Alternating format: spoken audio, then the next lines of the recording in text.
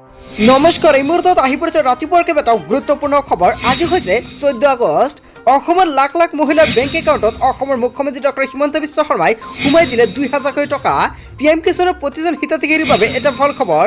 লগতে UPIক লৈ কেইবাটাও গুৰুত্বপূৰ্ণ পন্থা হাতত লৈছে RBIৰ তৰফৰ পৰা। কেৱল এয়াই নহয়, ৰিজাৰ্ভ বেংকে কেইবাটাও গুৰুত্বপূৰ্ণ পন্থা হাতত লৈছে। লগতে মাটি বাৰীক লৈ অসমৰ মুখ্যমন্ত্ৰী ডক্টৰ হিমন্ত বিশ্ব শৰ্মাই ডাঙৰ মন্তব্য কৰিছে। কিদৰে আদায় দিব মাটিৰ খাজনা, মাটিৰ খাজনাক লৈ কেইবাটাও গুৰুত্বপূৰ্ণ মন্তব্য কৰিছে মুখ্যমন্ত্ৰীগৰাকীয়ে। গোটেই অসম তথা ভাৰতৰ বিভিন্ন প্ৰান্তৰ পৰা যুগুত হৈছে কেইবাটাও ডাঙৰ খবৰ। এনেবোৰ খবৰ নিতৌ পাই থাকিবলৈ চেনেলটি ছাবস্ক্ৰাইব কৰি ভিডিঅ'টোত এটা লাইক কৰিবলৈ নাপাহৰিব। আজিৰ আমাৰ প্ৰথমটো খুবেই গুৰুত্বপূৰ্ণ খবৰ হৈছে অসমবাসীৰ বাবে এটা ডাঙৰ খবৰ। অনলাইন পেমেণ্ট কৰা সকলৰ বাবে এটা ডাঙৰ খবৰ। UPI লেনদেনত আহি গ'ল নতুন নিয়ম। কেইবাটাও নিয়ম সলনি কৰিছে ৰিজাৰ্ভ বেংকৰ তৰফৰ পৰা। অনলাইন পেমেণ্ট কৰা সকলৰ বাবে এটা ডাঙৰ খবৰ। UPI লেনদেনত আহি গ'ল নতুন নিয়ম। এতিয়াৰ পৰা প্ৰতিদিনে কিমান টকা লেনদেন কৰিব পাৰিব আপুনি। ৰিজাৰ্ভ বেংকৰ তৰফৰ পৰা এখন ডাঙৰ সিদ্ধান্ত গ্ৰহণ কৰিছে। দৈনিক UPI লেনদেনৰ নিয়মত আহিছে ডাঙৰ পৰিৱৰ্তন। UPIৰ ট্ৰেঞ্জেকশ্যনৰ লিমিট 1 লাখ টকাৰ পৰা বৃদ্ধি কৰা হৈছে 5 লাখ টকালৈকে। যদি সাধাৰণ UPI লেনদেনৰ সময়সীমা national payment corporation of India 2016 চনতে মুকলি কৰিছিল UPI পদ্ধতি। অনলাইন পেমেণ্টত নম্বৰ 1 নম্বৰ আছে ভাৰতত। হয়, ভাৰতত অত্যাধিক পৰিমাণে UPI ট্ৰেঞ্জেকশ্যন হয় আৰু অনলাইন পেমেণ্টক লৈ এটা ডাঙৰ পন্থা হাতত লৈছে। লগতে সকলোৱে জানে যে UPI লগতে NPCI লেনদেনৰ সীমা 1 লাখ টকা নিৰ্ধাৰণ কৰি ৰাখিছে। লগতে ষ্টেট বেংকৰ তৰফৰ পৰা প্ৰতিদিনে UPI লেনদেনৰ সীমা 1 লাখ টকা কৰিছে। কেৱল এয়াই নহয়, আৰু প্ৰতিদিনে 10টা লেনদেনহে কৰিব পাৰে ষ্টেট বেংকৰ গ্ৰাহকসকলে। চেণ্ট্ৰেল বেংক অফ ইণ্ডিয়া, লগতে ইউনিয়ন বেংক আৰু ইণ্ডিয়ান বেংক, ইউকো বেংকৰ লগতে bank of Maharashtra, Canada bank, bank of Baroda, Punjab national bank সকলোৰে কিন্তু লিমিট 1 লাখ টকা। আৰু এতিয়া কিন্তু সকলোৱে লাভ কৰিব 5 লাখ টকাৰ সুবিধা। লগতে পাঞ্জাৱ বেংক আৰু হিন্দ বেংক, লগতে এক্সিছ বেংক, HDFC বেংক আৰু ইণ্ডাছইণ্ড বেংক সকলোৱে লাভ কৰিব এইসমূহ সুবিধা। ICICI বেংক, লগতে বন্ধন বেংক, IDFC বেংক আৰু IDBI বেংকৰ দৈনিক UPIৰ লেনদেনৰ সীমা 1 লাখ টকা। কিন্তু অতি শীঘ্ৰেই প্ৰায় সকলো বেংকৰ গ্ৰাহকে 5 লাখ টকালৈকে কৰিব পাৰিব লেনদেন। UPI পৰিশোধৰ সীমা প্ৰতি লেনদেনত 1 লাখ টকাৰ পৰা 5 লাখ টকালৈকে বৃদ্ধি কৰাৰ সিদ্ধান্ত গ্ৰহণ কৰিছে RBIৰ তৰফৰ পৰা। ভাৰতীয় ৰিজাৰ্ভ বেংকৰ গভৰ্ণৰৰ উপস্থিতিত MPCৰ বৈঠকত লোৱা হৈছে এই সিদ্ধান্ত। এই সন্দৰ্ভত পৃথকে প্ৰয়োজনীয় নিৰ্দেশনা জাৰি কৰা হ'ব বুলি ঘোষণা কৰিছে RBIৰ তৰফৰ পৰা। তাৰ পিছত অসমবাসী ৰাইজক জনাইছোঁ আমাৰ পৰৱৰ্তীটো খুবেই গুৰুত্বপূৰ্ণ খবৰ। মাটি বাৰী কাম কাজক লৈ অসমৰ মুখ্যমন্ত্ৰী ডক্টৰ হিমন্ত বিশ্ব শৰ্মাই ডাঙৰ মন্তব্য কৰিছে। কিদৰে আদায় দিব মাটিৰ খাজনা। মাটি বাৰীৰ কাম কাজক লৈ অসমৰ মুখ্যমন্ত্ৰী ডক্টৰ হিমন্ত বিশ্ব শৰ্মাই কেবিনেট বৈঠকত এটা ডাঙৰ সিদ্ধান্ত গ্ৰহণ কৰিছে। খাজনা লোৱা সন্দৰ্ভত চৰকাৰে আনিছে বৃহৎ সকাহ। অনলাইন আৰু অফলাইন দুয়োটা পদ্ধতিতে দিব পাৰিব খাজনা। এই বছৰৰ বাবে এই প্ৰক্ৰিয়া অব্যাহত ৰখাৰ ক্ষেত্ৰত অনুমোদন কেবিনেটৰ তৰফৰ পৰা। খাজনা দিয়াৰ সন্দৰ্ভত বহু লোক অসুবিধাত পৰিছে। সেয়েহে খাজনা দিয়াক লৈ পুনৰ দুয়োটা ব্যৱস্থা বাহাল ৰাখিছে চৰকাৰে। খাজনা আদায়ৰ ক্ষেত্ৰত 30% কমিশ্যন লাভ কৰিব মৌজাদাৰসকলে। খাজনাৰ বাবে মাটিৰ গৰাকীয়ে নাম পঞ্জীয়ন কৰাটো বাধ্যতামূলক। অনলাইন পদ্ধতিৰে খাজনা সংগ্ৰহ কৰিব পাৰিব মৌজাদাৰসকলে। মাটি বাৰীৰ কাম কাজক লৈ কেবিনেটত এটা ডাঙৰ সিদ্ধান্ত গ্ৰহণ কৰিছে। হয় বন্ধু বান্ধৱীসকল, লগতে অতি শীঘ্ৰে আৰম্ভ হ'বলৈ গৈ আছে মাটি বাৰীৰ কাম কাজসমূহ। কি কাম কৰিব পাৰিব সম্পূৰ্ণকৈ জানি ৰাখক। কিয়নো অসমৰ মুখ্যমন্ত্ৰী ডক্টৰ হিমন্ত বিশ্ব শৰ্মাই কেইবাটাও গুৰুত্বপূৰ্ণ মন্তব্য কৰিছে। 2 অক্টোবৰৰ পৰা আৰম্ভ হ'ব বসুন্ধৰা 3.0 আৰু তাৰ মাধ্যমতে আপুনি সম্পূৰ্ণখিনি কাম কৰিব লাগিব। মাটি বটোৱাৰা, মাটি বঁটা, লগতে কেইবাটাও গুৰুত্বপূৰ্ণ কাম কৰিব পাৰিব মিছন বসুন্ধৰা 3.0ৰ মাধ্যমত। নৱেম্বৰ ডিচেম্বৰত বাল্য বিবাহৰ বিৰুদ্ধে চলিব বৃহৎ অভিযান। অসমৰ মুখ্যমন্ত্ৰী ডক্টৰ হিমন্ত বিশ্ব শৰ্মাই কেবিনেট বৈঠকত এটা ডাঙৰ সিদ্ধান্ত গ্ৰহণ কৰিছে। 16 আগষ্টৰ পৰা প্ৰদান কৰা হ'ব নিযুত মইনা আঁচনিৰ প্ৰপত্ৰ।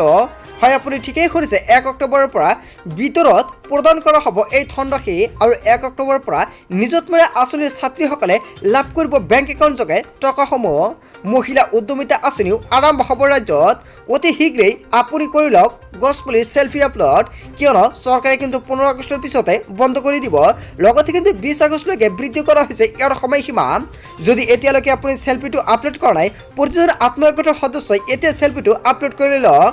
লগতে যিসকল ব্যক্তিয়ে 2023 বৰ্ষত সেলফি আপলোড কৰিছিলে বা গছপুলি ৰোপণ কৰি সম্পূৰ্ণকৈ ফটো আপলোড কৰিছিলে, অতি শীঘ্ৰে সেইসকল ব্যক্তিয়ে ৰিনিউ কৰি লৈ লওক। ৰাজ্যত আৰম্ভ হ'বলৈ গৈ আছে অৰুণোদয় 3.0 আঁচনি।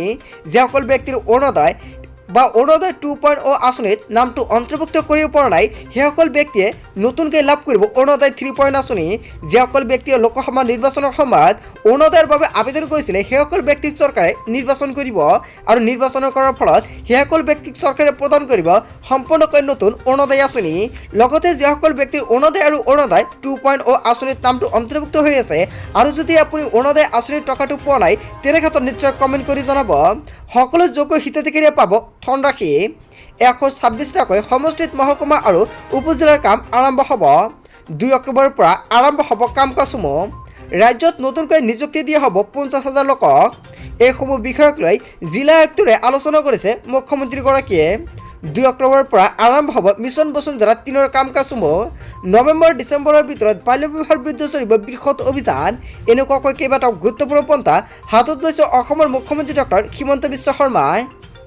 তাৰপিছত অসমবাসী ৰাইজক জনাইছোঁ আমাৰ আন এটা খুবেই গুৰুত্বপূৰ্ণ খবৰ। অৰুণোদয় আঁচনিৰ বাবে নতুনকৈ আবেদন কৰা সকলৰ বাবে এটা ডাঙৰ খবৰ। 10 তাৰিখে লাভ কৰিব টকা। আপোনাৰ বেংক একাউণ্টত কৰক এইকেইটা গুৰুত্বপূৰ্ণ কাম। 10 তাৰিখে লাখ লাখ লোকৰ একাউণ্টত চৰকাৰে সোমাই দিছে টকা। আপোনাৰ একাউণ্টত টকাটো সোমাইছে নে নাই নিশ্চয় কমেণ্ট কৰি জনাব। কোনে কোনে লাভ কৰিলে এই ধনৰাশি? অৰুণোদয় আঁচনিৰ লাখ লাখ হিতাধিকাৰীৰ একাউণ্টত জমা হ'ল 1250 টকাকৈ। বৃদ্ধ পেঞ্চন আঁচনিৰ লগতে ধন জমা হৈছে আপোনাৰ একাউণ্টত। বিধৱা পেঞ্চন আঁচনিৰো ধন জমা হৈছে একাউণ্টত। প্ৰতি মাহৰ 10 তাৰিখে হিতাধিকাৰীৰ একাউণ্টত প্ৰাপ্য ধনৰাশি চৰকাৰে সোমাই দিয়ে। যদিহে আপোনাৰ বেংক একাউণ্টৰ KYC আপডেট কৰা নাই, শীঘ্ৰে কৰি লওক, কিয়নো লাখ লাখ মানুহৰ একাউণ্টত কিন্তু চৰকাৰে সোমাই দিছে টকা, কিন্তু KYCৰ বাবে টকাটো সোমোৱা নাই। যদি আপুনি এজন অৰুণোদয়ৰ হিতাধিকাৰী আৰু আপুনি টকাটো পোৱা নাই, তেনেক্ষেত্ৰত এতিয়া আপোনাৰ KYCটো আপডেট কৰি লওক, নহ'লে আপুনি নাপাব আপোনাৰ অৰুণোদয় আঁচনিৰ টকাসমূহ। আধাৰ কাৰ্ডৰ সৈতে লিংক কৰক আপোনাৰ বেংক একাউণ্ট। পান কাৰ্ড আৰু দুয়োটা নম্বৰৰ সৈতে লিংক কৰিব লাগিব এতিয়া বেংক একাউণ্ট। পান কাৰ্ড আৰু আধাৰ কাৰ্ড দুয়োটাই লিংক কৰিব লাগিব আপোনাৰ বেংক একাউণ্টৰ লগত, নহ'লে কিন্তু আপুনি বঞ্চিত হৈ পৰিব অৰুণোদয় আঁচনিৰ পৰা। বেংক একাউণ্টত পান কাৰ্ড আৰু আধাৰ কাৰ্ড লিংক হোৱাৰ পিছত আপোনালৈ আহিব OTP। ইয়াৰ পিছতে আপুনি নিশ্চিত হ'ব বেংক একাউণ্টত ধন জমা হোৱাটো।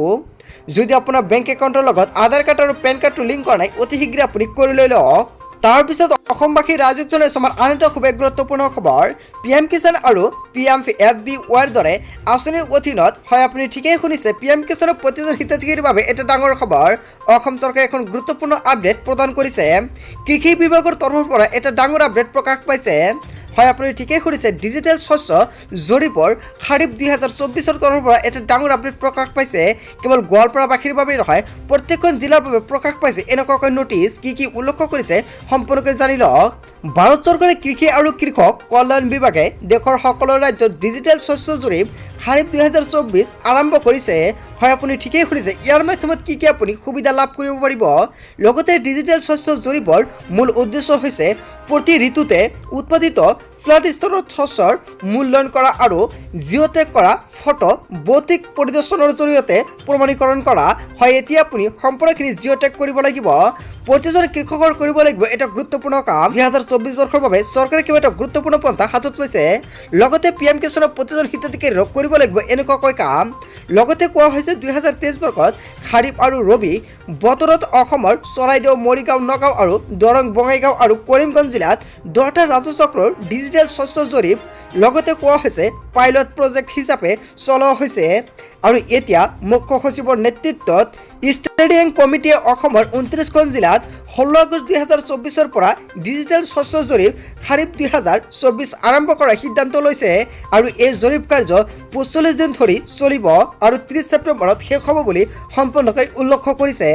গোৱালপাৰা জিলাৰ 5টা ৰাজহ চক্ৰৰ অধীনত প্ৰায় 2,83,455টা দাগত এই ডিজিটেল শস্যৰ জৰীপ লগতে খাৰিফ চলোৱা হ'ব। অসম চৰকাৰে এটা গুৰুত্বপূৰ্ণ পন্থা হাতত লৈছে। লগতে ডিজিটেল কৰা হ'ব। 1 নম্বৰত কোৱা হৈছে বালিজাৰা ৰাজচক্ৰ, লগতে দুধনৈ ৰাজচক্ৰ, লখিমপুৰ ৰাজচক্ৰ, মাটিয়া ৰাজচক্ৰ, ৰংজলী ৰাজচক্ৰ চলোৱা হ'ব। আৰু এই জৰীপ কাৰ্য এগ্ৰি ষ্টক এপৰ জৰিয়তে কৰা হ'ব। আৰু জৰীপ কাৰ্যৰ বাবে প্ৰয়োজনীয় জৰীপকাৰী তত্ত্বাৱধায়ক আৰু পৰীক্ষক সকলক প্ৰশিক্ষণ দিয়া হৈছে। জৰীপকাৰী হিচাপে কৃষি সখী, লগতে পশু সখী, বীমা সখী, জীৱিকা সখী, জিপিচি আৰু জিআৰএছ আৰু এফপিচিৰ সদস্য ইত্যাদি নিয়োগ কৰা হৈছে। আৰু ডিজিটেল শস্যৰ জৰীপৰ সুবিধাসমূহ আপুনি কি কি সুবিধা লাভ কৰিব পাৰিব? বেংকৰ ঋণত ঋতু বিতৰণ যেনে কেচিচি, লগতে মাটিৰ স্বাস্থ্য আৰু বতৰৰ তথ্য উপলব্ধতা লাভ কৰিব পাৰিব।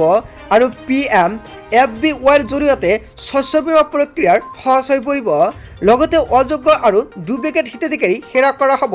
PM কিষাণ আৰু PMFBYৰ জৰিয়তে যিকোনো সমস্যাক সকলোখিনি চৰকাৰে নিৰীক্ষণ কৰিব। এতিয়া একেবাৰে এটা গুৰুত্বপূৰ্ণ পন্থা হাতত লৈছে চৰকাৰে 2024ৰ বাবে। হয় বন্ধু বান্ধৱীসকল, গোটেই অসম তথা ভাৰতৰ বিভিন্ন প্ৰান্তৰ পৰা যুগুত হৈছে কেইবাটাও ডাঙৰ খবৰ। এনেবোৰ খবৰ নিতৌ পাই থাকিবলৈ চেনেলটি ছাবস্ক্ৰাইব কৰি ভিডিঅ'টো এটা লাইক কৰিবলৈ নাপাহৰিব। চ' থেংক ইউ ফৰ ৱাচিং ফুল ভিডিঅ'।